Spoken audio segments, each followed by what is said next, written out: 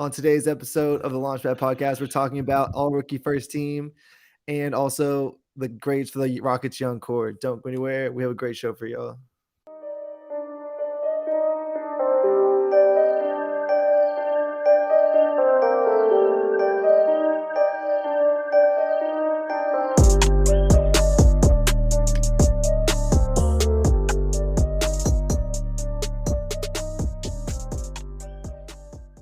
Welcome into the episode of the Launchpad Podcast presented by Clutch City Control Room. As always, I'm your host, Don Knock, joined by my co-host, Paulo Alves, recently returned from Houston, now back in Portugal. You can find me on Twitter at Don Knock. You can follow the pod at Clutch City CR on Twitter. If y'all want to subscribe to the iTunes, subscribe to the Spotify, subscribe to the YouTube account, which just hit 500 subscribers earlier today. I want to thank all of y'all for that. You can find the link to that in the bio for the at Clutch City CR account.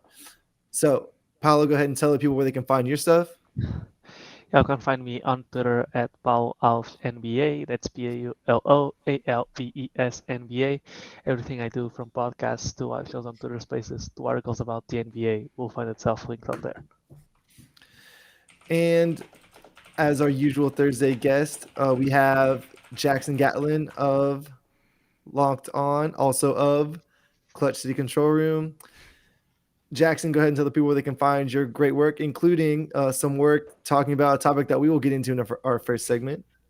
You say "of" like I'm like some kind of like royalty, like of Wales or like the Prince of Britain or whatever. Maybe like a little bit. I don't know if I'm such deserving of such regalty. No, Jackson, Duke of Gatlin. There we go. I love it. Duke of Gatlin. No, you can follow me on Twitter at JT Gatlin. Of course, you can follow Locked On Rockets wherever you get your podcasts. I also host Locked On NBA on Mondays. I host State of the Rockets with one Roosh Williams and founder, managing editor, all the different titles for Clutch City Control Room. So let's get this show on the road. Friend of the show, Roosh Williams. All right. So in our first segment, we're going to talk a little bit about the all rookie first teams, and then we're going to do our young core grades in the last two segments. So let's start out. I'm sure any of y'all that are watching this show, any of y'all that are on Twitter, any of y'all that we'll say unfortunately maybe fans of the Ringer probably heard the comments that Bill Simmons made about Jalen Green on his recent podcast. He's came out pretty strong, swinging, saying I don't care if Jalen Green scores 40 points. It seems like a pretty high bar, right? 40 points is nothing to scoff at. So not caring about scoring 40 points was a little silly to me, even given the pejoratives he rolled out for Jalen alongside that. But Jackson, you did cover this once already. So let's give Prod a fair shake at this first, and then I'll come in hot. I know he's a big listener of the show, so I'm attention to what we say. Go ahead if you want to have any comments on first team, all rookie in general. Go ahead. And about Bill Simmons, it's just he's a known hater, right? He doesn't like the Rockets. He hasn't liked the Rockets for a long time, so it was to be expected. But it sort of crosses a line where you're just outright saying "F Jalen Green," and besides any of the logic that he might have behind it. I mean, the way I've learned to deal with it is whenever Bill Simmons says something stupid, I just go on Twitter, I pull a picture of Jordan Alvarez and a picture of Kyle Tucker, and I just use the Astros to shit on him. It's easy. This is why this man is an honorary Houstonian. Like, we claim him as Houston's prodigal son because he already understands how you clown somebody from the Northeast, and it's Jordan Alvarez. It's super easy. Exactly. So besides that, I don't even agree with what he's saying. I think Jalen's very clearly should be very clearly our rookie first team, even though I don't think it's going to happen by the amount of media we've heard talk about it already. It's just their argument is Herb Jones contributes more to winning than Jalen Green does.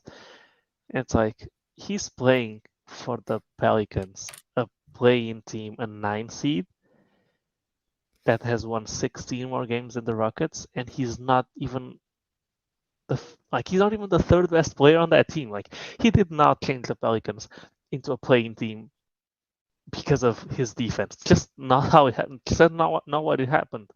If you switched Herb Jones and Jalen Green, Herb Jones is now winning the Rockets any more games than Jalen Green than they already have with Jalen Green. So that doesn't really make sense, especially when you consider that it's not even close stat line wise. Like Jalen Green is averaging like 8 more points or 9 more points, about the same assists, about the same rebounds, like 2% less true shooting. I know the defense might be like a big difference, but I think a lot of this is like there's always the second round guy that comes into the league and plays a role for a semi good team that people just fall in love with because it's an underdog story, right? It's exactly what's happening. Like Herb Jones has not had a better season than Jalen Green whatsoever, and it's a combo of what I just said and people just not liking the Rockets. And so besides that, I mean, Bill Simmons, I'm just starting to get over it because it's the same thing that happened with Arden. Like people just nitpick wherever they can to take like the flowers away from whatever the Rockets have. And people say Rockets fans like to play the victim. Well, just look at our history. Like James Harden with Jalen Green. What's the last thing the Rockets got that was somewhat doubtful? That wasn't like clearly and obvious from years before that it should happen. Probably Eric Gordon's 6 Man of the Year award. Like that's probably the only one I can come up with that was like something that was like super clear cut that happened. So at this point, it's just even if he doesn't win it, hopefully that's something that puts a chip on his shoulder and that he comes back stronger next season, trying to prove a point. It's just lame that whenever we have something nice, that just people are always trying to downplay it.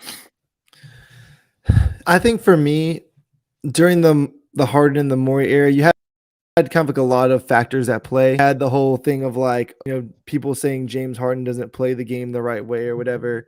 And that's not really a factor with Jalen Green's game. I mean, this dude barely goes to the line. He didn't go to the line for like 5 games in a row to start a season. We have to shout out James Harden's absolutely atrocious cheap assists. Right, there's compared to the virtuous assists of one Luka Doncic, right? The callous cheap assist. Yes, there you go, exactly.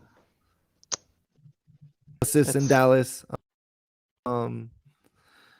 Yeah, well, I'll just leave that there before getting derailed too far. But I had the Daryl Morey side of things, of where I think a lot of people in the media kind of had a reputation for Daryl Morey of being like the guy that's going to go way probably too far out on a limb for his guys and campaigning for them in the media. And so I think that ended up rubbing some media people the wrong way. Not all of them. And ironically enough, Bill Simmons was one of the people in the media that was, pretty good friends with Daryl Morey from his time in Boston. But, you really didn't see that bleed over to his coverage of the team. And obviously Morey gone, there's one more level of, he has no allegiance to anyone in Houston. But, Bill Simmons, once upon a time, did NBA journalism. Now he's just kind of a blowhard that, gets on his podcast and says stuff. I would be surprised if he watched more than 5 Rockets games all season, honestly. I mean, why would he be doing that? He covers a bunch of different sports. Maybe he watched some Jalen highlights. He probably didn't even watch the 41-point game, honestly. So, him saying Herb Jones is better than Jalen Green, how many Pelicans games did he watch? I would assume he's watching Celtics games, Knicks games, Lakers games, maybe like Heat games. It's not the first time he's doing this. It's not the first time he's doing this either. Like he did the exact same thing about Devin Booker when he was in Phoenix. And guess what? When Devin Booker finally got to play with some stakes on the line, he was the exact same fucking player. Like it's just not. He just likes like the narrative of empty stats, and if you're not winning games, like what you're doing is irrelevant. Well, and it's I think case. That's what made it interesting with the thing that Jackson pulled for LOR earlier today about how, when Kevin Durant was a rookie, you had this article from Bill Simmons where he's just raving about Durant and all this stuff. And it's like, what's the difference between Kevin Durant back then and Jalen Green now, other than, obviously Kevin 10 Durant years didn't play for Houston. Well, that's the difference. Y'all said it, not me. But, other than like 10 years of, he's been really building this brand of, I'm the empty stats calling out guy. And, there were, I guess, I guess you can kind of slide on it because Tatum and Brown came in the league and had so much success early. But when you really think about it, right? And Jackson, you did raise this point earlier, like if you're someone who's one of the best players in the draft, you are by design going to a team that's not competitive. That's just how it works. Unless, some team jumps way up in the lottery, like Golden State last year, they jumped way up because they had Minnesota's pick. So they jumped way up. They got Wiseman and Moody with those picks.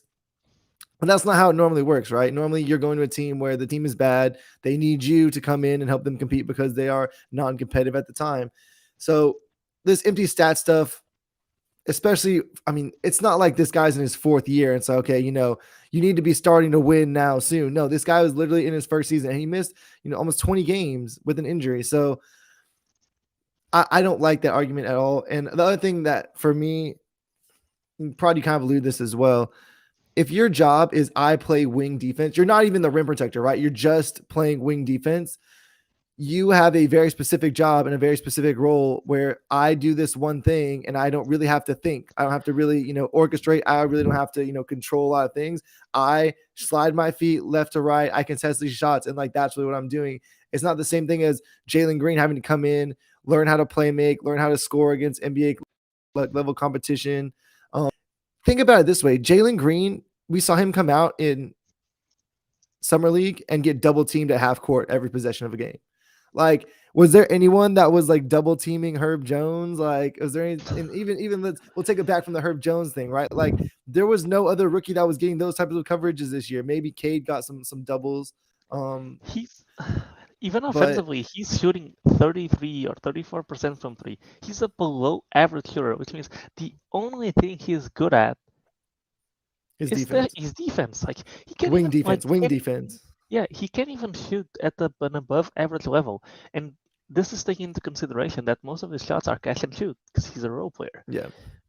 I want to not turn this into a bashing of Herb Jones fest either, right? Because at the end of the day, right, Herb Jones didn't ask for this to happen. And Jalen Green didn't ask for this to happen either. But, unfortunately for those two guys, Bill Simmons decided he was going to, get some scorching takes off. And now here we are on our platform talking about it. But I think at the end of the day, people know what Bill Simmons is at this point of his career. If you're someone that like really, respects Bill Simmons' opinions on something other than the Celtics at this point, like, we do a niche Rockets podcast because we watch every Rockets game, right? Like that's what we do. That's kind of like the point of our show. We're not watching all the national games. Like we watch national games for sure, but like we cover the Rockets. It's not the same as someone who watches, like we said, 5 or less Rockets games a year. And I'm going to go out here and make these, very bold sweeping statements about a team that I barely even watch. So that's the frustrating thing with me about Bill Simmons, and kind of the frustrating thing with a lot of national guys, short of like, KOC put his foot in his mouth on this podcast as well, but generally I like KOC's coverage on a lot of stuff. Nekias Duncan's another guy who really, like, you can tell he spends a lot of time watching all the games. Mark Schindler, also another guy. And there are people out there, right? It seems like a lot of the people that are really good at doing the coverage aren't the ones that are on national TV, for whatever reason.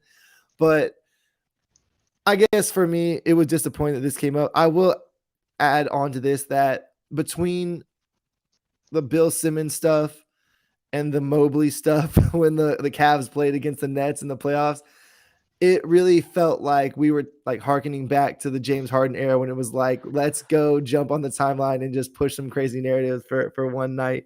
And, as someone who was really involved in the Harden era on, different forums and Twitter, it warmed my heart to get back to that. And I felt like we were rallying the troops kind of against, our opposition online. And it was a lot of fun fighting each other. We lit the beacons. Gondor called for aid. Like, that's exactly what it was. So, yeah, I really enjoyed that. Like you said, I mean, it was for people who know my history of the last couple of months. I'll just say it was very nice to be going after other fan bases rather than infighting amongst Rockets fans for at least a couple of nights. But, Jackson, I know you covered this earlier, so I don't want to let me and Prague get our thoughts off on it first. If you have anything you want to add, feel free, and then we'll move on to segment 2. No, just I do think it's a shame, right, that Herb Jones, who's had an absolutely phenomenal NBA season, is being used to kind of prop up some of these anti-Jalen Green arguments, trying to shift the goalposts when it comes to a rookie season award in the All NBA rookie team to, you know, count against Jalen Green on the basis of like win-loss record and stuff. And, you know, if your argument is just I value defense more and Herb Jones is almost an all NBA caliber defender right now, and you value defense more than you value Jalen Green's offense, and you value what his ceiling could be further down the line, that's honestly fine. I'll disagree with that argument 7 different ways to Sunday. That's fine. That's a completely different argument, and to me that's a much more valid argument than saying, oh, he's impacting winning more than Jalen Green is. Like that argument is just talking out of your ass. So to me, if you want to argue Herb Jones over Jalen Green first team all rookie, absolutely go for it. Do it on the merits of their play, not on the fact that like one guy is playing on a team surrounded by 2 all-star players and is scrapping for a spot in the playoffs right now. Because again, if you flipped Herb Jones and Jalen Green, to Paulo's point earlier, right? You flip those 2 guys. Herb Jones isn't dragging the Rockets up, like an extra 5 or 10 wins from being the worst team in the NBA. He's just not. In fact, I would argue that nobody would be talking about Herb Jones' defense if he were on the worst team in the NBA. The fact of the matter is he's fighting on a Pelican squad that's a feel-good story because they added CJ McCollum at the trade deadline. They've had a ton of drama because of Zion Williamson, and now they're about to potentially, well, they made the play, and now they're potentially about to make the playoffs formally without their star young player in Zion Williamson. So everybody's looking for these like feel-good narratives about the Pelicans. And honestly, the Pelicans are a great feel-good story. They're an awesome team. That said, that's why Herb Jones is getting all this narrative push for the first team all rookie. It's nothing against his level of play, but anybody with like half a brain would take Jalen Green over Herb Jones because Jalen Green hasn't not been one of the best 5 rookies this NBA season. Period. Drop the mic. Done. Yeah, and the first proof of that is nobody was talking about Jason Tate last year, and because he was a good defender, basically on the worst team in the league, and he wasn't this feel-good story. Oh, he just made first team all rookie because the rookie class was god awful. That's basically what happened. And I mean, Rockets fans were talking about Jason Tate last year, right? Like I remember when that was going on. I remember tweeting out like Jason Tate for first team all rookie and that type of thing. But generally I would agree, right? There was not this like, there wasn't someone saying, oh, whoever is scoring, or Anthony Edwards is scoring 17 points per game, but no one cares because we need to have Jason Tate as, rookie of the year, right? Those arguments weren't happening last year. It was, Anthony Edwards start off the season cold and then finish the season hot. So let's give him rookie of the year. Great for him. Congratulations, Minnesota. Hopefully, y'all can be good one day in the future. To be fair, we got one story by KOC about Jason Tate's origins, and that was basically it. But nobody was downplaying anybody else because of Jason. It just wasn't happening. Yeah. So I think that's a good place to stop. What? We got to talk about our all-rookie first team. What's wrong with you? Oh, okay. Oh. Well, that was my all-rookie first team talk. I just want to talk about why I was mad about it. But you just? Okay. I thought we were gonna pick an all-rookie first team. Okay, we can pick. Fine. Yeah, we can pick. We can pick real quick. All right. So false alarm, guys. All right. So who wants to go first here? Jackson. I'll go. Jackson, you're like me with the game previews here, so you had to get these picks in. So I'll let you go first. I'll go ahead and get these bars off because it's pretty simple. It's what I think the consensus like 5 should be. It's Cade, it's Mobley, it's Cade, Mobley, Scotty Barnes, Franz Wagner, and Jalen Green. Like, I don't think there's any surprises there. I wouldn't be upset if you maybe want to argue like Herb Jones over Franz Wagner, maybe. And honestly, at this point, like, if you want to try to argue Herb Jones for Jalen Green, like, I respect it if you're doing it on the basis of like you value him as a defensive player. Like, that's fine. Like, I'm not even upset about the argument. It's about the goalpost shifting and not keeping the same energy with Jalen as you do with like Cade or with Franz or like guys who aren't impacting winning on their respective teams. Make the argument a legitimate argument. So that's my 5. I think that's, to me, the clear-cut 5 best rookies in the league. Herb Jones is right there. He's like the 6th man for the squad, right? He's like rookie number 1 on the second team in my eyes. So, how are you picking like Cade Cunningham on a 23-win team and Franz Wagner on a 22-win team? Those guys don't impact winning. You should be picking Ayoto Sunmu and what's his name, Bones Highland, because those guys made the playoffs. Like, what? I don't know what you're saying, Jackson. I'll be honest with you. My all rookie first Who team did is the Suns take? That's who should they be didn't on there, take honestly. anyone. There They you didn't go. take Okay, anyone. fair enough. I'm taking Zara Was that Williams, kind of Ayoda Sunmu, Bones Highland, Keon This is Johnson. bolder. This is bolder than what I plan on doing. So Nah, I'm impressed. I was kidding. My first team is the same one as Jackson. The only thing, so it's Cade, Jalen Green, Franz Wagner, Mobley, and Scotty Barnes. And it's also pretty pleasing because that's a six-star starting lineup if you were to make it.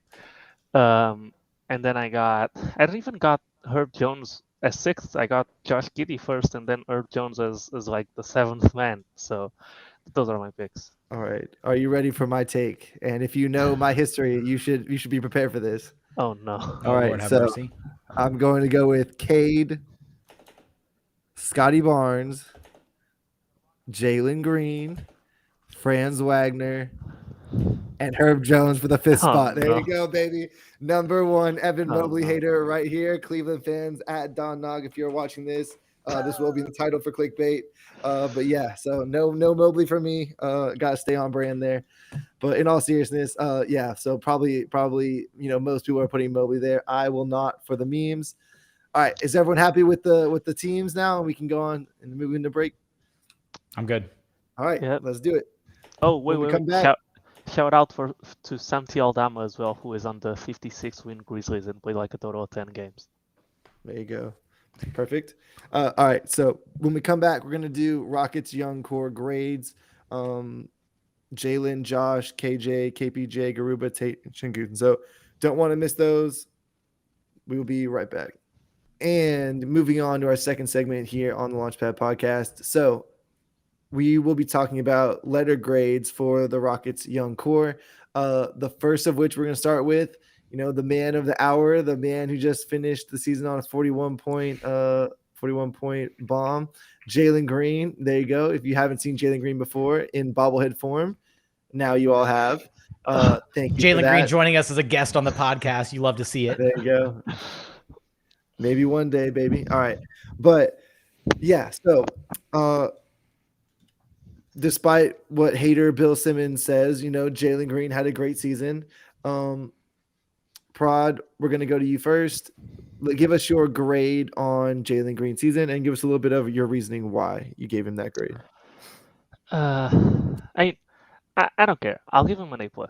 Just because no matter how bad he started, what I wanted to see the entire season is Jalen Green a future superstar? And I left the season thinking exactly that Jalen is a superstar, that he showed flashes of something that's really special. And basically, how you start doesn't really matter, right? Even forgetting about all of the conditions that led to him starting badly, the way he ended and how special that stretch was between February and the end of the season in April, he was doing stuff out there that makes you wonder what his potential is. If you ask Rockets fans, they'll even bring up Jordan and Kobe and stuff like that. Bradley Beal and Zach LaVine just weren't doing the sort of things Jalen Green's doing at this age, and the one that was closer to it was Bradley Beal, and he didn't have the athleticism that Jalen has. He didn't have both of those guys don't have the drive to play defense on a 20-win team that Jalen had, fighting through the screens down 20. The flashes that he showed playmaking wise, those guys also didn't have. That's why and that it factor where it was Jalen's first season, and you could already tell that it just lives for those last 2 minutes of the game where he just needs to make something happen. And I don't even see that it factor with Beal and LaVine. They're incredible players, but at 20 years old, they were not doing stuff like this. So to me, Jalen just gets a sweeping A+ because no matter how he started, he left the season having me wonder I haven't ever seen a player like this at this age before, and to me that was all I needed. So for him, I could not be happier. It is expected for a second round pick to be good. It's not expected for the second overall pick to be as good as Jalen was the last 3 months at such a young age. All right, Jackson, give us your letter grade for Jalen this season. Along a lot of the same points as Paulo just made, I'm going to rock with an A- though. not a full-blown A+. I do come away very inspired and optimistic about the future for this franchise. I do think that they have found their franchise cornerstone in Jalen Green, right? Thinking, and I think that was kind of a big question, right, of this season, right? Is what is Jalen Green to the future of this Houston Rockets team? Is he the next face of the franchise? Is he going to be, is he going to be your true option, your second option moving forward, right? Do they still need a franchise guy? Do they still need an alpha? Does he have him potential? Does he have him potential? Shout out to Brad Muse, right? No, legitimately. And I think that Jalen Green started to show as the season wore on, he has that alpha mentality, right? He has the ability to be the franchise guy, to be the, the go-to guy on the floor, right? And I think that was a big question for him. So having kind of answered that question a bit with the, obviously the insane showing to close out the season, scoring 30 plus in 6 of his final 7 games, all of that makes you think okay, he can be the guy moving forward. The Rockets don't have to still find a franchise cornerstone, right? They have that in Jalen Green. That said, I do think there are still some areas of his game that, were rookie-esque, right? The defensive awareness at times, not quite there.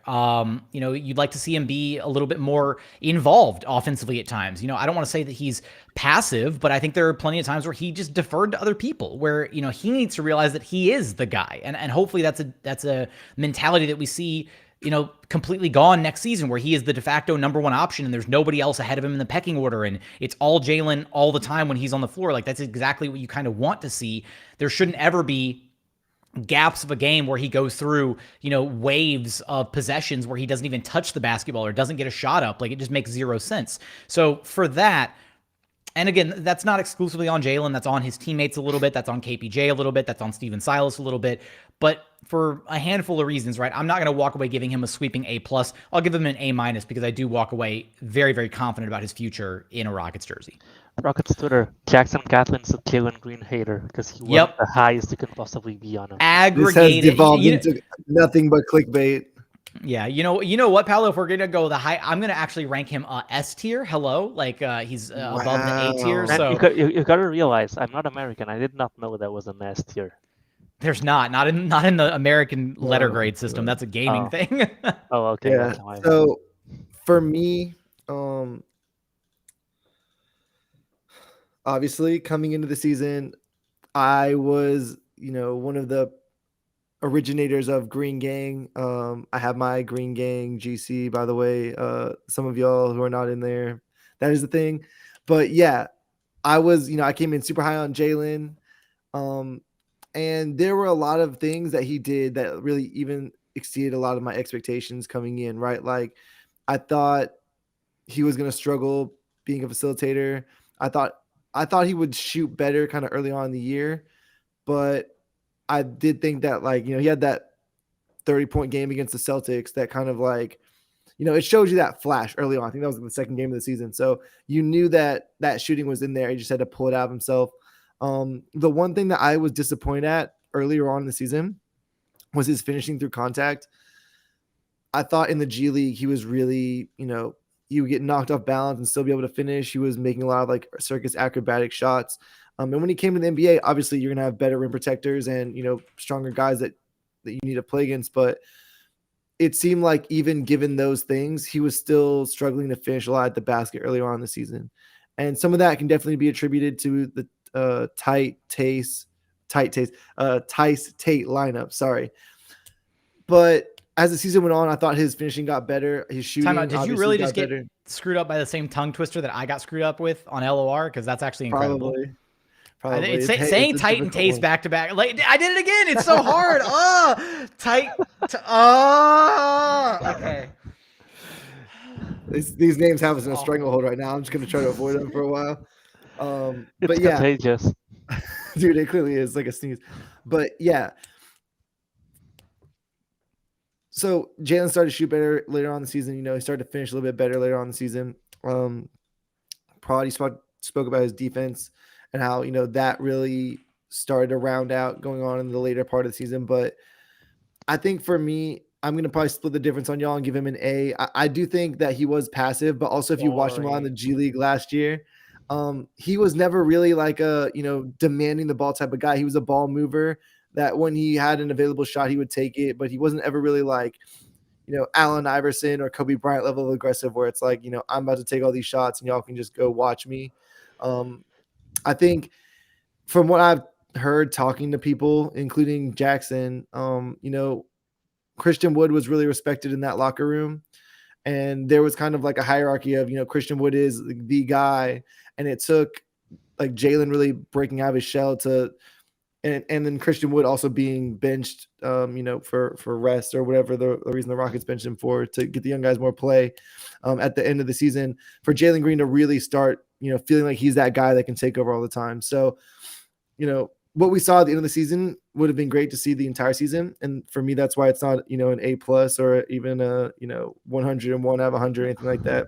But why does it matter how he started the season, considering he's a rookie, and what you want is the progression? Because I think I would have just wanted him taking all the shots in the beginning of the season. Not that, his performance wasn't, it was just that because of the way they structured the offense, because of the way, he wasn't super aggressive. Like people were saying, you're putting this in the Tim Hardaway one that coined that prod. Yes. So like when you have him sting around like that so much of the time, it's hard to get the full Jalen Green experience the way that we got it at the end of the season. And, seeing those flashes and seeing him the way he rounded out the season was very good to see. And so that's why, I'm not giving him a B for Bill Simmons or, anything silly like that. But for me, I think a solid A. He did what you wanted him to do this season. He showed what he wanted to show. So let's move on to our next guy. And another guy, friend of the show, Josh Christopher. Probably just got a picture with him not too long ago. I'm sure most of y'all will remember that. Aided by myself. I threw the lob up there, and you slammed it home. So, Jackson, we'll let you go first on Josh Christopher this time. What if I want to let you go first? Yeah, I can go first if you want me to. I have changed my display name. Number one, Josh Christopher Stan. I love it for all of our YouTube viewers. Now, I think with Josh, he showed flashes, and I think you absolutely are very excited about his potential. That said, there were plenty of games that he struggled in. Like he went through some ruts, right? Like you think like right before the All-Star break and then right after the All-Star break, like when his role kind of shifted with the arrival of Dennis Schroeder, like he'd been really consistent with the minutes that he was getting, about 20 or so a night. He kind of had his concrete spot that he'd carved out in the rotation. And then suddenly, like Dennis Schroeder gets introduced to the fold, his minutes like plummet. He's down to like 10, 12 minutes a night. Doesn't really know what his role is anymore. Didn't hit a 3-pointer across like 6 games or something. Like his shot was just straight broke. So he had some lapses, right? Like he didn't, exactly come out of the gate like hitting the ground running. He had a lot of energy, enthusiasm, absolutely. I think the trip down to RGV absolutely helped him get more comfortable with just the skill set that he had and knowing how to kind of deploy that at the NBA level, getting accustomed to like the speed of some of the other NBA players that he was actually up against. And at times, he's a very capable defender, but I think at times maybe overeager on defense, right? Like looking to, pressure or press up a little bit too much and, giving up some easy opportunities defensively because he's just, he wants to be, wants to have an impact, wants to have a presence on that end at times. I'm going to go with a solid B for Josh Christopher. I think that overall, he had some gaps in his rookie season. He absolutely is a total workhorse, though. Like you can tell he's committed to getting better. And I think my favorite thing about Josh, he's incredibly self-aware as a player. He understands exactly what he does on the court, what he's good at, what he's not good at, areas he needs to improve in. When you ask him like, hey, Josh, what do you think you can be better at? And he's like, well, I think sometimes I tunnel vision in transition. And it's like, holy crap. Like that's one of like the red flags on him as a player. And he's very aware of that. Hey, what else is something you want to improve on? Oh, well, I'm really great at bounce passing, but I'm not the best at like throwing lobs over the top. And so I need to get better at, passing over the top of the defense rather than just relying on that bounce pass. This was like 4 days after I put together a compilation clip of Josh Christopher's like insane bounce passing because it's almost always on the money. So he knows what he's good at. He knows what he needs to improve on. And that type of mentality, that type of self-awareness, and combined with his work ethic, I think he's going to be phenomenal. All right, Paulo, over to you. Yeah, so as the resident Josh Christopher stan, I actually won't give him that much of a different grade from what Jackson does. I'll give him a B+, and it's mostly for 2 reasons. First, because he was the 24th or 23rd overall pick, and so even in a good draft, to get an NBA player out of a pick like that, and while also swinging for upside is really good. So the fact that he showed that, I think nobody can argue that he is an NBA player and that he'll be an NBA player for a long time. Um, the other like what's it called? The other it's not softener. It's the other, whatever. The other thing that makes me give him a higher grade than maybe his play deserves is the fact that he was playing really well, and then Dennis Schroeder came in, and his role got messed up, and that really threw off his rhythm. He was someone who was averaging, like, I can pull it up right now. He was averaging. So he came back against the Brooklyn Nets from the G League, and up until Dennis Schroeder started playing, where his minutes dropped again, which was like this game. The deadline was here, yeah. So until the deadline, he was averaging 9 points, 2 rebounds, 2 assists on 47, 32, 77 splits. And then it kind of went down the drain. I think his shot during this stretch was probably not reliable, but the fact that his role changed so much seemed to really mess with him. So besides that, I think we've got someone who's a really hard worker, as Josh said, who is self-aware, who doesn't seem to have any limitations on the court when it comes to stuff that you just can't project him to do. It just seems like a really versatile player. Um, and we've seen him pop off on assists, on rebounds, on points, on steals. So I do think that his defense, he's over eager. He does gamble a little bit on steals, and he thinks he's quicker than he actually is. He himself said like his welcome to the NBA moment was when Trae Young scored on him or completely like destroyed him 2 or 3 possessions in a row. And I think that will come with reps and with like learning. But I definitely think that Dorcas got something special there. He needs to work on his shot. Um, he is money from the mid range. He's one of those guys that I would be completely comfortable just having the mid range be a go-to shot for him because he's just that good. He was that good in the summer league. Was that good as the season went on. So besides that, I think work on your defensive like principles. Something Ryan Hollins keeps bringing up is he gives up weird angles on defense when he's defending post ups. Needs to work on that. He's really strong, so he will be a good post defender if he works on that. So yeah, I think I'll give him a B plus because he was better than I expected, and I was really high on Christopher. I think there's clearly a role in the NBA for him, which is always nice to see from a 23rd overall pick. And the fact that he has the work ethic, the body type, and the self-awareness to be a better player it bodes really well for his future with the Rockets uniform. All right, and there we have it. So Prod is the number one Josh Christopher Stan. I am now S tier Josh Christopher Stan because I am giving him an A. I thought a couple of things about Josh Christopher coming in, and I did do a decent amount of Josh Christopher film review. I made a big video on him last offseason, doing a lot of scouting and whatever. And my big concerns with Christopher coming in were that, he would try to take a lot of difficult shots, and his shot selection really wasn't great. I thought he was going to spend a lot of the season in the G League. And they talked about his defense coming into the season. They had the Drew Holiday comparison they threw out there, and I was like, that's fairly lofty. Drew Holiday is one of the best defenders in the NBA. To compare him to that is, somewhat unfair. But we'll see what he can do. We'll see what he looks like. I compared him to Dwayne Wade.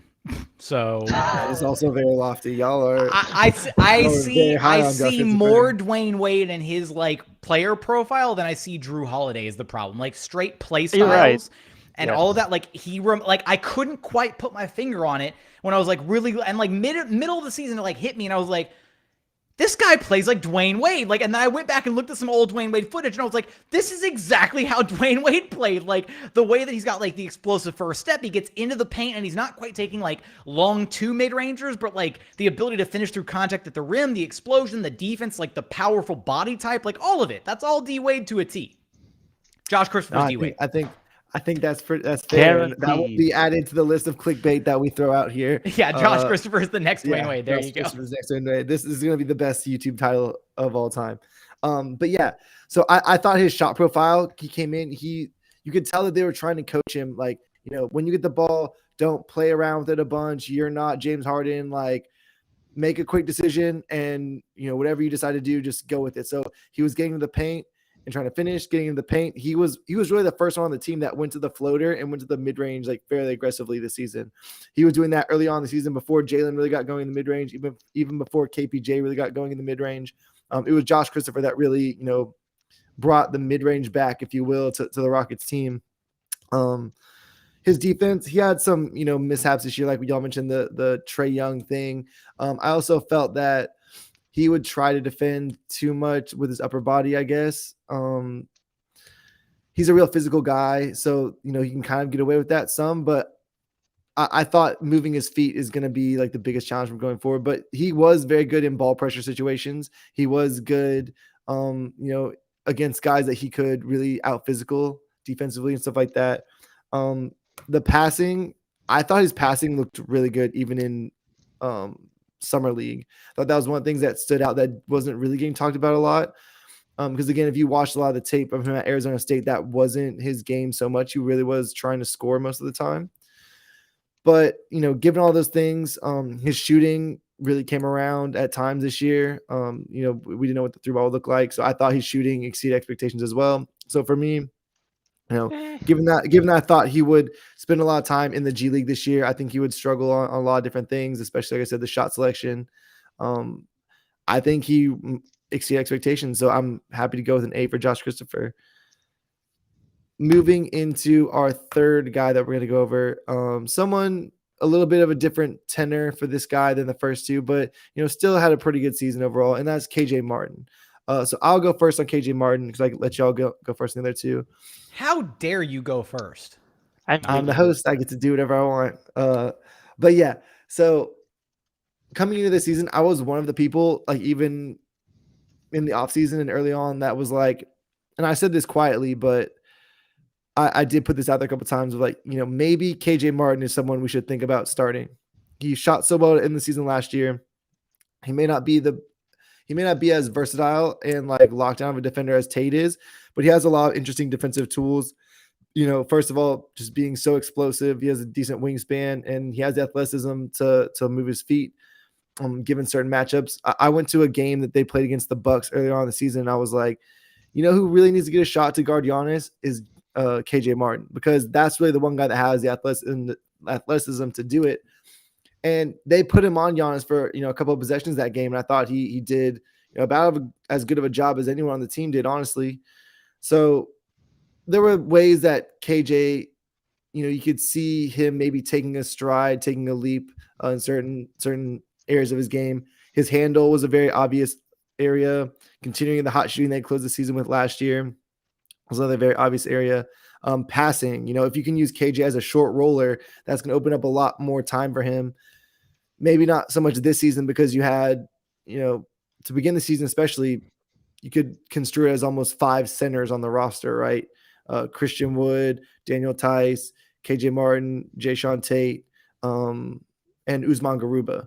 So all those guys could potentially take up center minutes depending on what you're doing. And so if KJ Martin wanted to carve out some of those center minutes for himself, being able to be a good short roll passer, or being able to attack off the dribble and then make a pass out of that situation was really something he needed to focus on and improve in his game. And I thought he made a little bit of strides in passing, made a little bit of strides in his handle, but nothing really where you would say, KJ Martin has taken the leap.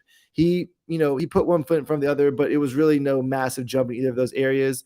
The shot started to come back around towards the end of the season, but there was a lot of the season where, it wasn't at the level we saw to end last season. And you're never going to get linear progression with any prospect, but it seemed like it was 2 steps forward, 1 step back for KJ. And then he took another 2 steps forward towards the end of the season. But for me, I would say for KJ Martin, I would say a B- letter grade on this season.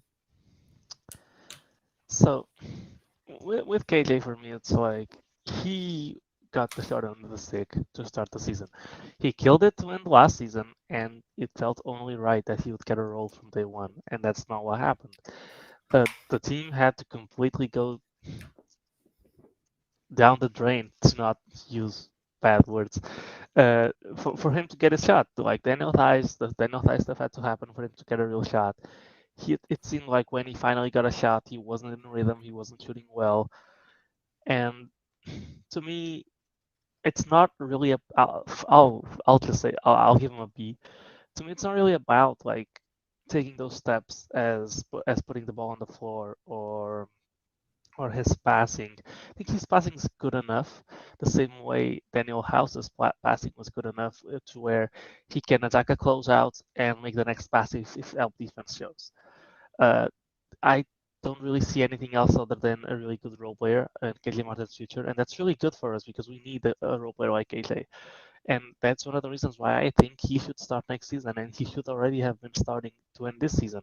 Because if Şengün is the future, Şengün is going to need somewhat of a weak side shot blocker, and KJ can be that. He can couple his athleticism with his like newfound ability to shoot at least at an average level in the NBA, and the fact that he is really mobile, and something that he did improve this year compared to last year was his lateral quickness, where last year he would get blown by, or he would get overzealous and be too far up and get blown by on defense.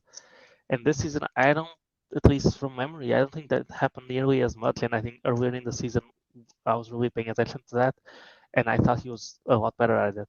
So to me, if KJ can continue working on his three being more consistent, he can continue being a weak side shot blocker. He can continue being a good perimeter defender, an average to good perimeter defender. Then that's a really good role player you've got right there. That will fit with nearly every defensive scheme that you want to run for him, and that has potential to be, if not a 3-and-D wing, a 3-and-D forward. Not a 3-and-D forward, a 3-and-D power forward. And to me, that's all I needed from KJ. I wish he had gotten more chances, and hopefully he gets them next year. I think that's the last year of his contract. No, he still has one more after that. So, yeah, I think he is, out of the players that we still have, due to his ability to just fill a role that's going to fit with any type of team that we might run, he's probably the fourth or fifth most important guy on this team, in my opinion.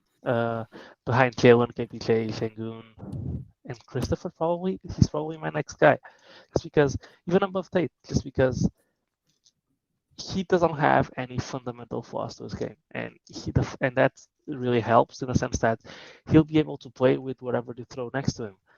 And when you're talking about players that you already have, I think that's a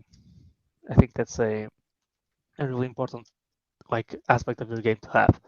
So yeah, I'll go with the B for him. All right, and Jackson. So with KJ, one of the areas that really impressed me as the season kind of went along is there's plenty of arguments being made, Jae'Sean Tate over KJ Martin over Jae'Sean Tate for who, fits better with the starters, who fits better alongside Jalen Green and Kevin Porter Jr. And the more that I come away thinking that it's KJ Martin is he stays in his lane and he knows his role. And I think that's really critical for any role player in this league to understand how to not be out there doing too much on a nightly basis, right? He does exactly what he's supposed to do. He guards on the wing. He'll guard bigs. He's a good weak side shot blocker. His man-to-man defense has improved. His team defense has improved. He's really he improved in most facets of his game last season, and then he doubled down on that this year and improved, it feels like, across the board. And I think the area that really did stand out is his handle got better. Right, that was an area that was highly suspect of him last season, right? Like he looked like he would drive to the rim and he had dribble package 1 equipped, and it was just one hand, bam, bam, bam, power dribbles, no crossovers, no hezzies, no nothing. Just, if he could get a couple strong dribbles towards the rim and then elevate from about 8 feet out, like he was gonna, dunk it or lay it up and in. And now this year he looks a bit more comfortable with the ball in his hands. He looks like he can kind of he dribbles a little bit lower, closer to the ground, gets his body closer, can navigate around a defender more rather than have to rely on beating them just off the quick first step. And we've seen him kind of navigate through defenders, elevate past them, get his shoulders past them, elevate, finish at the rim. He added that finger roll. in the final 1/3 of the season, it felt like I saw him like hit like 5 or 10 different like finger roll layups where he just like elevates right in front of the rim and kind of like he gets so high, right? He's like dropping the ball into the bucket.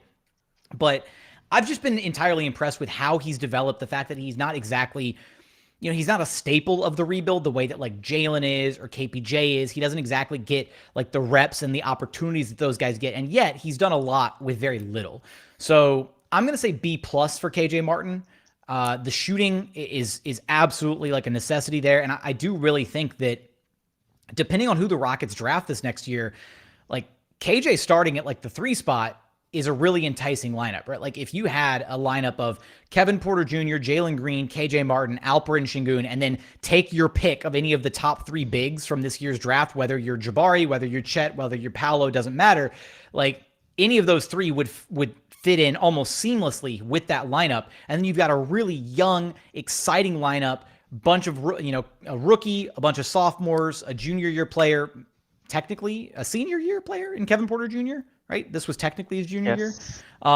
What I mean, whatever. By games played standards, another junior year level player. But I think that would be a really exciting, kind of fun lineup to be able to trot out as your starting lineup. Now, will the Rockets do that? Are they still going to try to like have Eric Gordon in the fold in the starting lineup? Do they feel like they can kind of maybe get away from him babysitting the Rockets starters and allow more of the youth movement to kind of take over in the starting 5 next season? All these are questions that remain to be answered that we're going to find out, that we'll be pondering for months, really. But with KJ Martin specifically, like I do think that he had a really, really strong season. I got to go B plus for him for sure. All right. So that's going to do it for our first group of guys of the Rockets core that we're giving the season-long grades for. When we come back, we're going to cover KPJ, Usman Garuba, or Uzi, as I now know that people call him, Jayshawn Tate, and, of course, the best for last, Alperen Şengün. So don't go anywhere. I'm sure all of y'all want to hear about those 4 exciting guys, so we'll be right back. And continuing on to our last segment here on the Launchpad podcast, we're going to cover KPJ, Usman Garuba, Jayshawn Tate, and Alperen Şengün. So let's start with KPJ. I will go first as the resident KPJ stan here, and let me change my name back to that. KPJ, man, he had to freeze because he can't multitask. He can't type and talk at the same time. No, I was just thinking like that may also be true, but KPJ came into the season, and a lot of people were very hyped off of his performance last year. Coming out of the G League after his time with RGV, he had the game with 50 points against the Milwaukee Bucks, going up against Drew Holiday for a good percentage of that. People wanted to see KPJ become, more of a traditional point guard, we will say, especially early on in the season. There are a lot of people that when they said KPJ is going to be a point guard, that's kind of how they envisioned things going. You can see the passing tools there, but that's not really how the season played out. He started off, and to be fair, a lot of people start off this season having a lot of turnovers. KPJ being one of those. As the season went on, the turnovers came down, but he still never really got to a point where he was, really orchestrating the offense in a way that, we saw when Chris Paul and James Harden were here and things like that. And we'll see if KPJ ever gets to that level as a quote unquote point guard, or if he moves into more, playing like KPJ the way he said earlier on in the season. But his shooting this year, it ended up, by the time the season ended, his shooting had really come around. His finishing at the rim tailed off a little bit, and his defense, he showed some really good flashes at times this year and showed a little bit more consistent effort than he had last year as a defender. So, all in all, I wanted to, come in here and give KPJ a really good grade on this season, but I just think it was such a mixed bag for him. I'm going to give him, a C. I think you still saw a little bit of the flashes. Some people gave up on him, some people didn't. So it's hard to give him anything above that. And I don't want to be too down on his season either, because, there were so many other factors that went on in this season. Like I said, Christian Wood trying to be the main guy, Jayshawn Tate having the ball in his hands a lot, and, trying to learn how to play with Jalen and Şengün as well. So I'll go with C for KPJ. Pains me to say it, but Jackson, let's go to you next. Honestly, I'm going to go a little bit higher than that. I'll go B minus. Mainly because I do think that, adjusting to the point guard role is tough. And I do think that KPJ did a good job of trying to balance that to the best of his ability.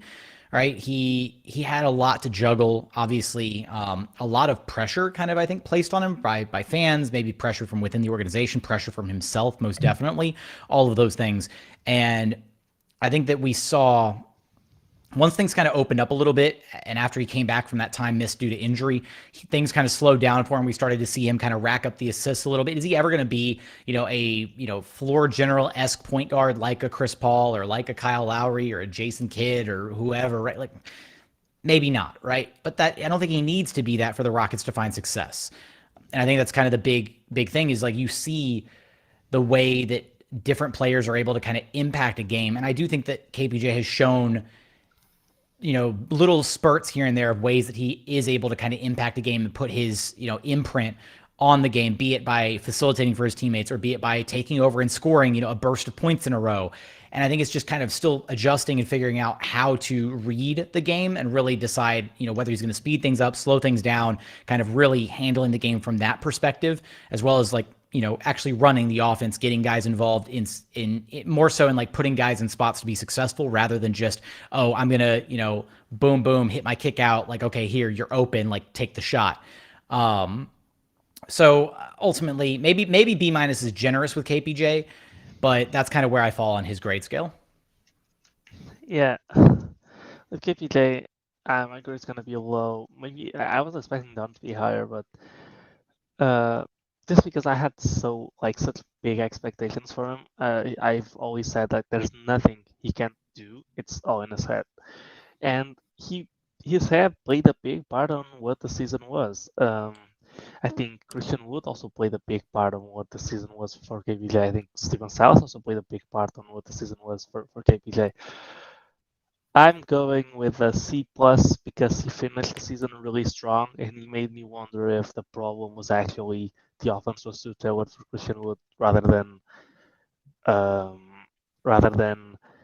him not playing well. And it would be higher, but the problems he had, the outbursts that he had, the fact that he just sometimes quit on games, the fact that he sometimes that to begin the season was really careless with the ball. Those things have to factor in, and I was expecting big things for KPJ. I thought his finishing really regressed this season, and he himself said that on his exit interview.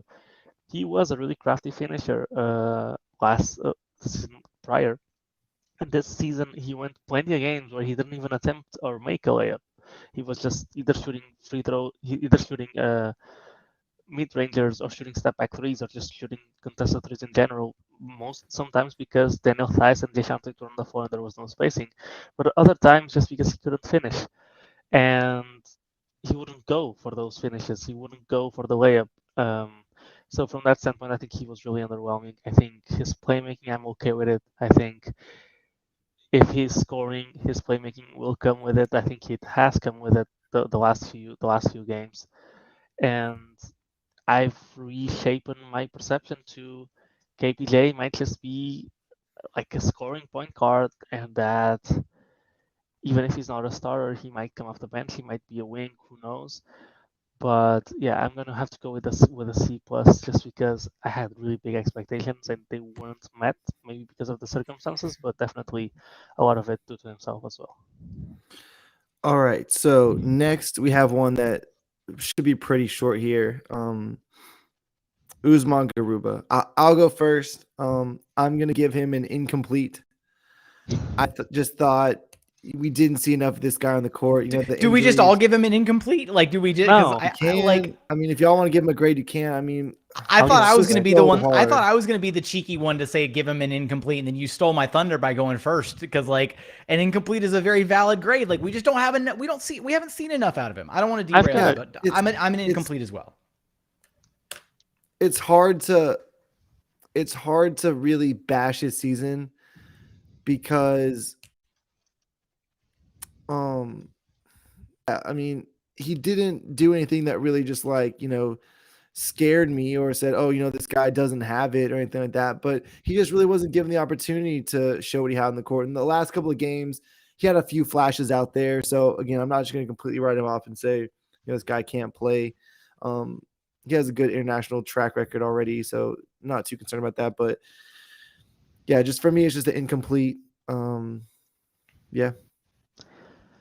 I won't give him an incomplete because we saw some stuff from him and we saw some Gilly games from him.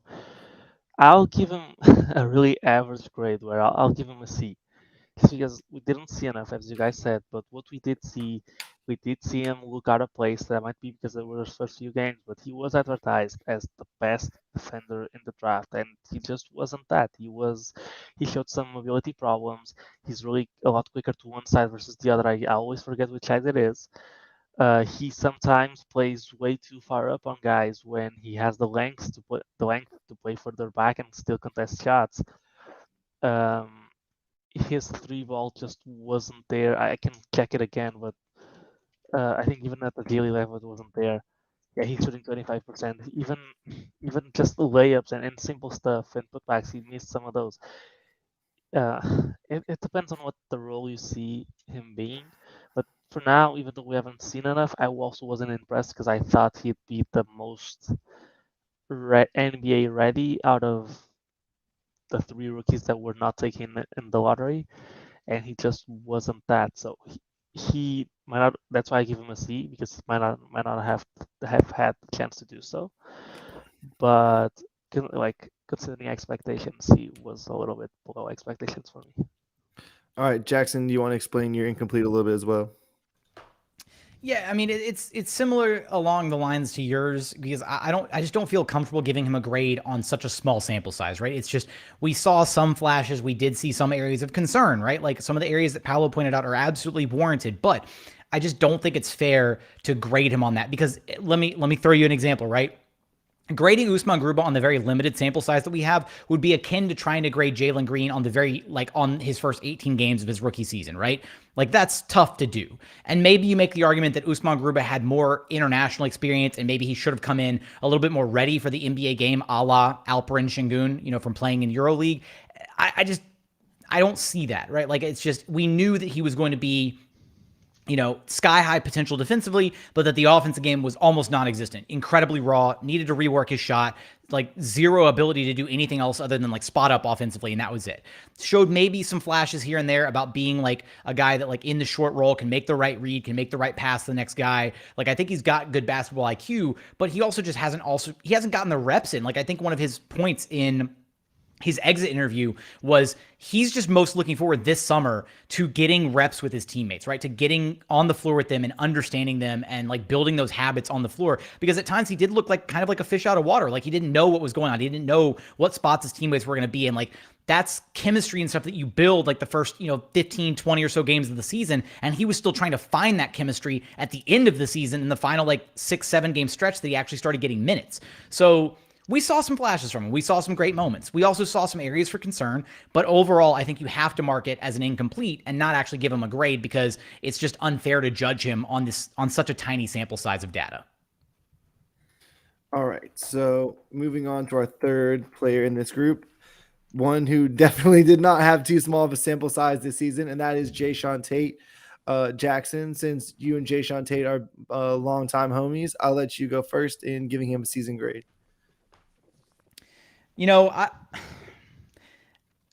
I'm really confounded as to what the role is for Jae'Sean Tate moving forward on this team. Like, I just don't know what it is. I want to see him stay a part of this Rockets team. I don't necessarily know if that role means he continues to be a starter.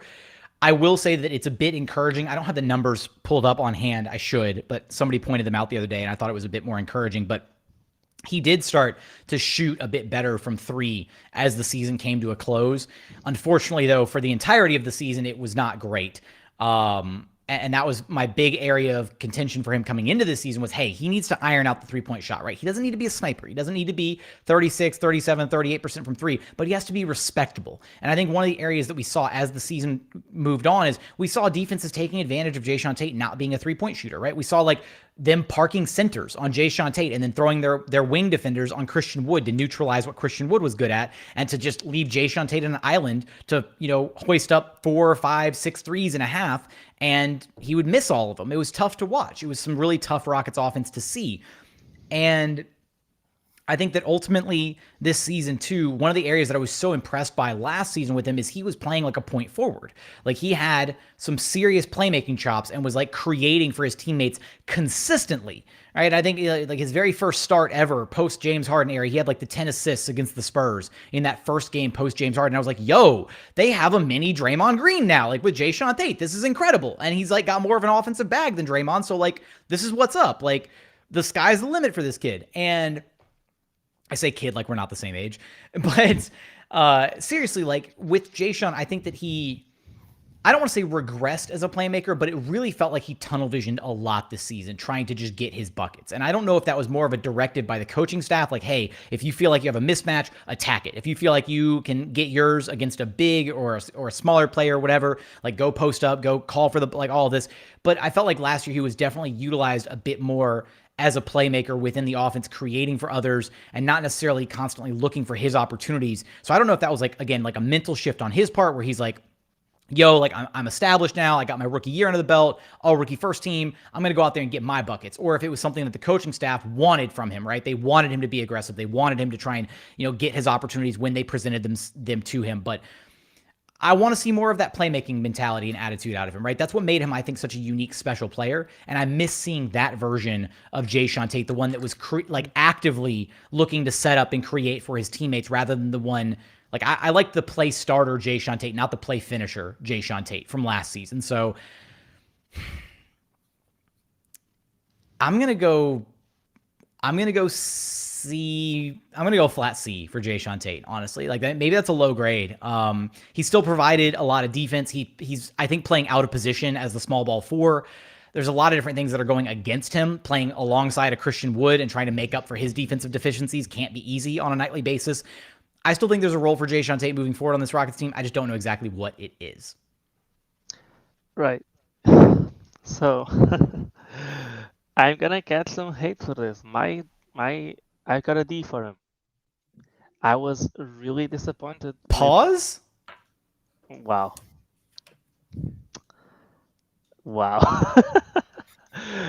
Fine. Bro, you said it, not me. Like, leave that one alone. That's all you, my guy. Good. My bad.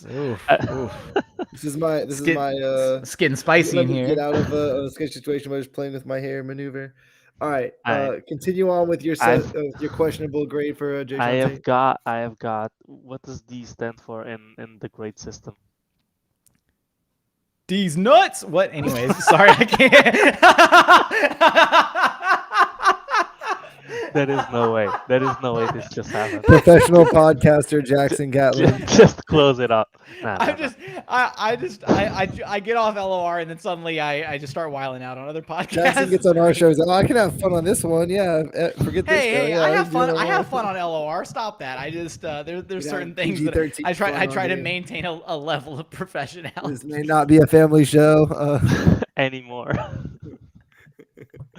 No. Somebody's gonna clip that on YouTube and just use that all the time. When you say that, now they're definitely gonna do it. I got some sketchy clips right out there. If Brad, if you're watching this, if you leak that one clip, bro, we're gonna have to fight. You know what clip I'm talking about, bro. You're not gonna watch this. I thought we weren't trying to run along on this. All right, you got one more person, so get your grade off real quick. Get your questionable suspect off here real quick, and then we'll move on to shooting. Fine. He just got chopped to a D- because I'm not saying a D again. So basically, it was just he was pretty much underwhelming on every facet of the game. He had one job the entire offseason, and it was get better as a 3-point shooter, and he didn't. I don't think he got better at anything. He did get better as a 3-point shooter. His shot looks exactly the same. I don't know if it's because he's older and he's like more, I don't know if it's just more used to it and it's just a bad habit. His shot doesn't look good. It looks so bad sometimes. He just airballs stuff by like 2 feet.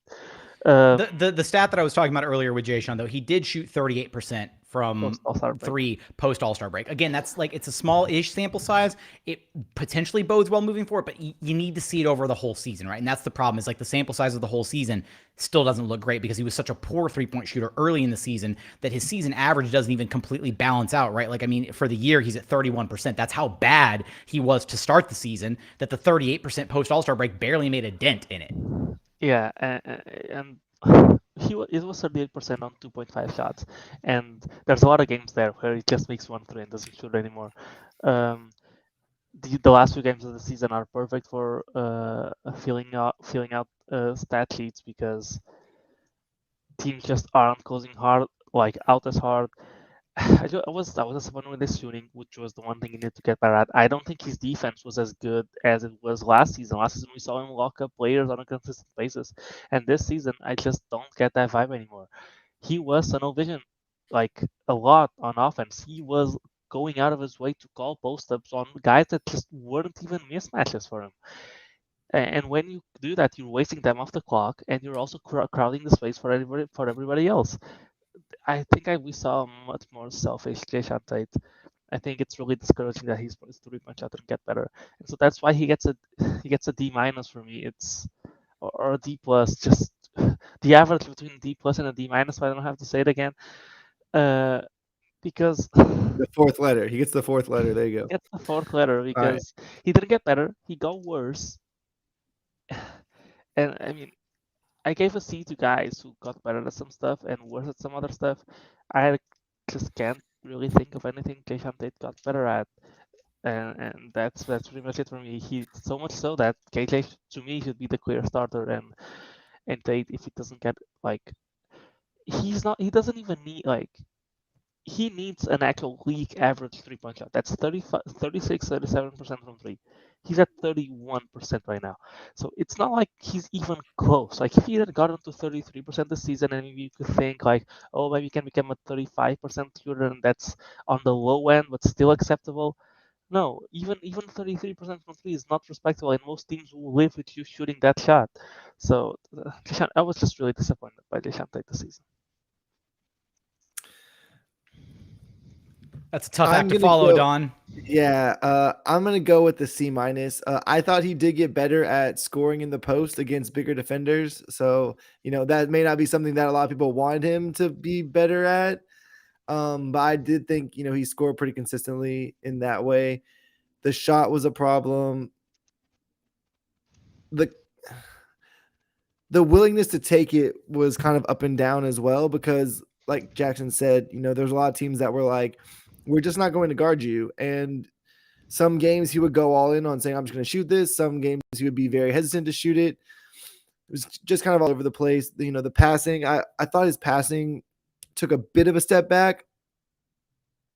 I don't think it necessarily fell off a cliff, but it definitely didn't progress.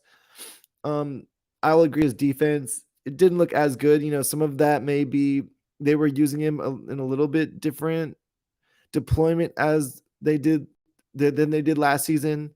Especially when you had like the early part of the season where you had Wood, Tate, and Tice. There we go. You had that lineup out there. Then you had to deploy Jason Tate a little bit differently because of that lineup. But for me, I think if they start KJ Martin and they end up going to Tate in like a 6th man type of role, I think that will allow his skill set to flourish a little bit more. I think they're kind of overextending using him in the way that they did this season. But for me, you're really not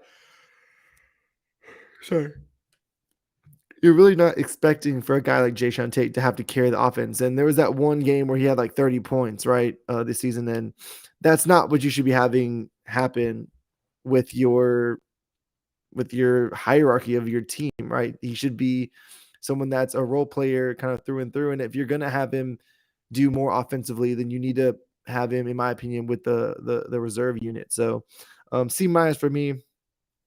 Now, the moment that I'm sure many of y'all have been waiting for, fan favorite and noted overachiever, so much to the point that the front office and coaching staff was forced to play him even more than a lot of people thought, and that is Alperen Şengün.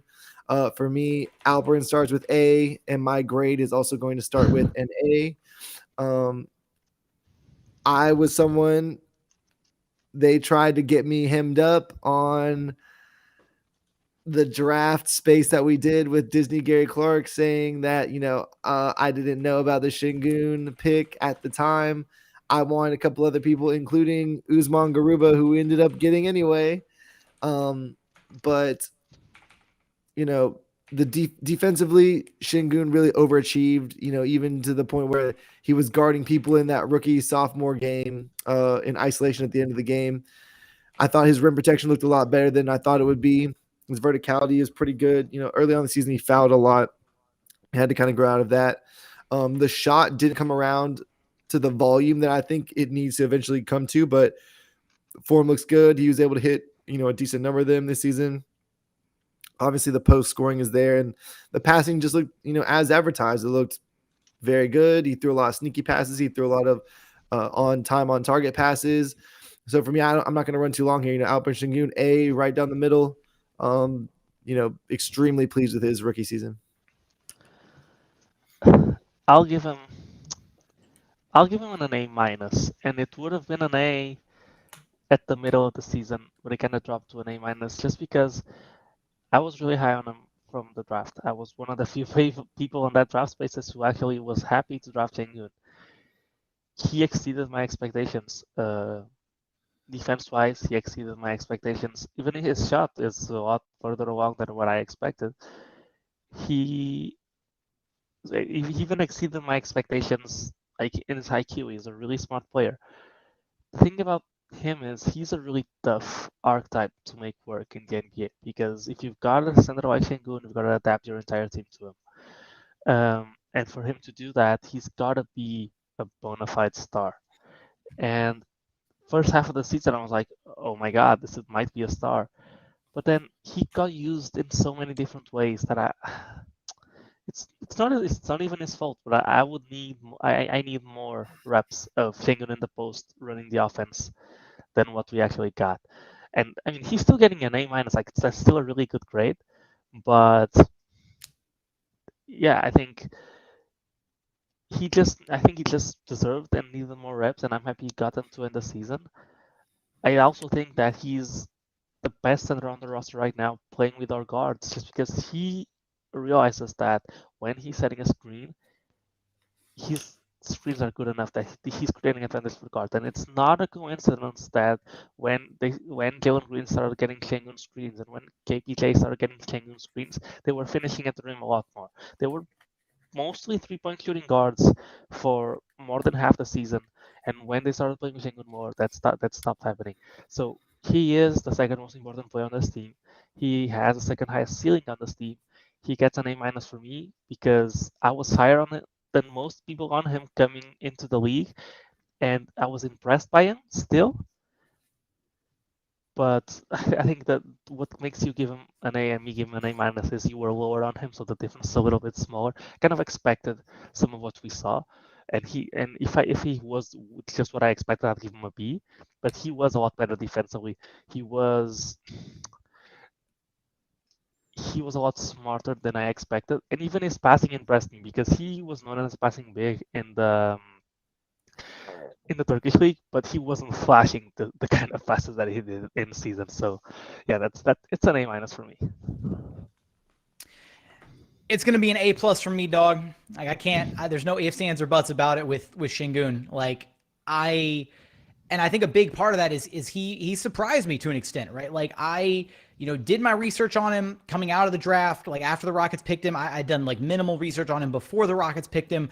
And, coming into Summer League, I had high hopes for what we'd see out of him, right? Like I thought, okay, like, kind of old school, like post player type, like, not crazy athletic. Like we're going to see, like, we'll see what he's got. The big question mark was going to be like, okay, how does he factor in like defensively at the NBA level? Like, is he going to be barbecue chicken on the defensive end of the court? And then he came into Summer League and he was blocking every other shot left and right, like prime, like prime Wilt or something, or prime Bill Russell. Like, I don't know. And so it was from that moment, right, where you're just like, oh, the Rockets may really have something here. And then you started to see him be unleashed in all these different ways, right? The way that he draws fouls at an elite rate, the way that he passes at an elite rate, the way that he rebounds so well, the way that he does all the little stuff that you want your center to be able to do on the basketball floor, right? He boxes out early, does the hard work, battles. Even though he's maybe a bit undersized to be a true 5 at the NBA level, he uses his body incredibly well. He uses his size to his advantage, right? He boxes out bigger, stronger centers effectively. And even if he's not the one successfully corralling the rebound, he's doing the work to keep a Steven Adams, to keep a Jonas Valanciunas off the glass, because he's getting low, putting his hips and throwing his ass back into him and boxing out like a man and pushing them away from the rim. So even if he doesn't actually come away with the rebound, KPJ, Jalen, one of the other incredibly athletic guards on the team, can sky up and get the rebound because Şengün's doing the work that you need your big man to do. He sets incredibly strong screens offensively. Like I don't necessarily have a fault to his game. Like, he improved across the board. Yes. I think defensively, there's some definitely still some room for improvement there. But even there, like, we saw him improve as a defender. We saw him get better at his spatial awareness and kind of navigating pick and roll and not overcommitting one way or the other and kind of, shading, hedging, doing all the right things that you wanted to see.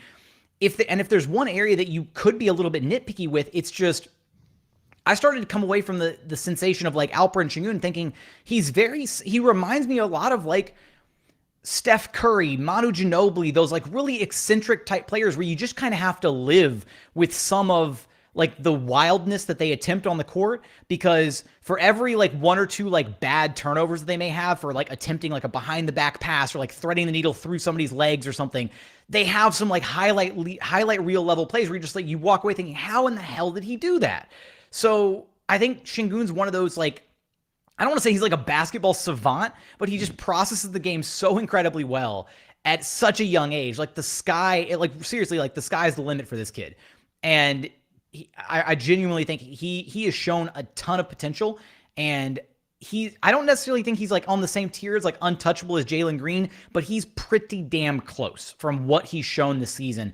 And I think, again, a part of this is just everything that he put together this season, the numbers, what we saw from him in the sample size when he was the starter, when he did get like solid reps, when you look at his like per 36 numbers, all of this, it really has you excited for the future of what he could be when when he's the Rockets' full-time center at some point in the future. Right. And something about him, if y'all are on NBA Reddit, there was a post a couple of days ago with the weirdest NBA awards, and someone pulled up a list of the highest, like, per 36 percentile ranks in charges, contested shots, deflections, defensive box outs, and defensive loose balls recovered. So these are all defensive stats, and none of them are team reliant. So in those, if you combine all those, he's the fifth like highest percentile, like, average out in the NBA. He, in charges per 36, he is the 93rd percentile at the NBA level. He does defensively a lot of the highlight-worthy plays, and he has gotten the shot under the stick by the refs a bunch of times this season. To me, like, he has the potential to be a really good player, and he's shown a lot more than what I expect than what I expected him to show, and I was one of the higher people on him. To me, the problem ultimately ends up being, like, how much of a priority he is will ultimately depend on his size, because it's tough to be a center at 6'9" or 6'10". And I mean, it's basically just the size. Like, your center has to be your anchor and on the defensive end, and he needs one of two things. He's really young, so he just needs to grow a couple inches, become a lot, like, not smarter, but have better timing, or he needs to turn some of that weight into muscle and be a more mobile player to a point where maybe you can play him at the 4 if you have a shot blocking 5 and you can just ask him to funnel people into the shot blocker. I'm really high on him, the player. I just think it's a tough archetype to make work, and that's why it's not an A+ for me. It's just an A-. All right. Well, that is going to do it. Hopefully y'all enjoyed those player rankings. A lot to digest there. Maybe we'll revisit this podcast, later on and after Summer League or something, and see how everyone looks and see how we compare to this season. But yeah, for now, I think that's going to do it for us. As always, you can find me on Twitter at Don Knock. You can find the pod at Clutch City CR. in the description there. There's the link tree to the Apple, Spotify, YouTube account, all that good stuff. Prod, tell them where they can find your stuff. Yeah, y'all can find me on Twitter at Paulo Alves NBA. That's PAULOALVES NBA. Everything I do from podcasts like this one to the live shows on Twitter Spaces to just articles in general will find itself linked on there. And Jackson, go ahead and tell the people where they can find your great work. All the damage is done at JT Gatlin on Twitter. That's where I yell about everything from Locked on Rockets to Locked on NBA to State of the Rockets to anything and everything to do with Clutch City Control Room. Perfect. And just want to get in there one more time. If y'all are watching YouTube, leave us a comment. We're going to try to start reading all of those. Really appreciate any of y'all that A, are watching, and B, do leave a comment. Hit the thumbs up. And, of course, subscribe on the YouTube. We all been doing incredible on all those things. So until next time, y'all, be safe and go Rockets.